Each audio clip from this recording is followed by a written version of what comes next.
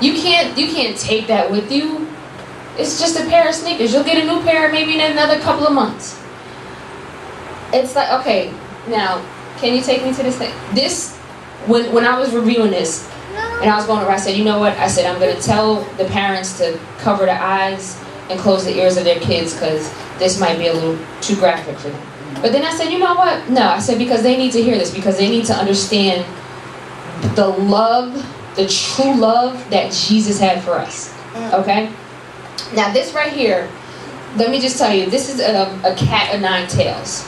And this was a multi-tailed whip used for severe punishment. Okay? So now, it just looks, regular whip, right? Let's see. Okay, can you take me to the next slide? Okay, this right here is what Jesus was whipped with. Now, I don't know if you can see it, but there's like spikes on the end. And when they whipped him, it like ripped his skin to the point where you could see the white meat. This went on all night.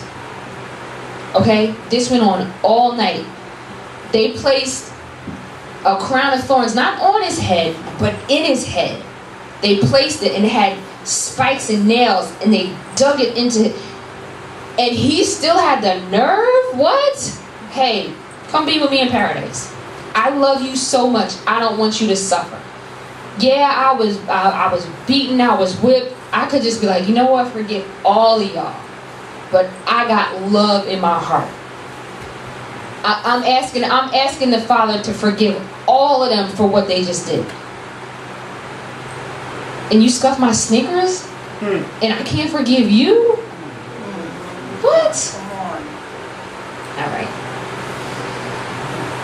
That's just like one of those things, like the whole, what would Jesus do? I know it was like there was a time when it was what would Jesus do? I'm wearing a bracelet. What would Jesus do? No, we as believers really need to ask ourselves in situations, what would Jesus do?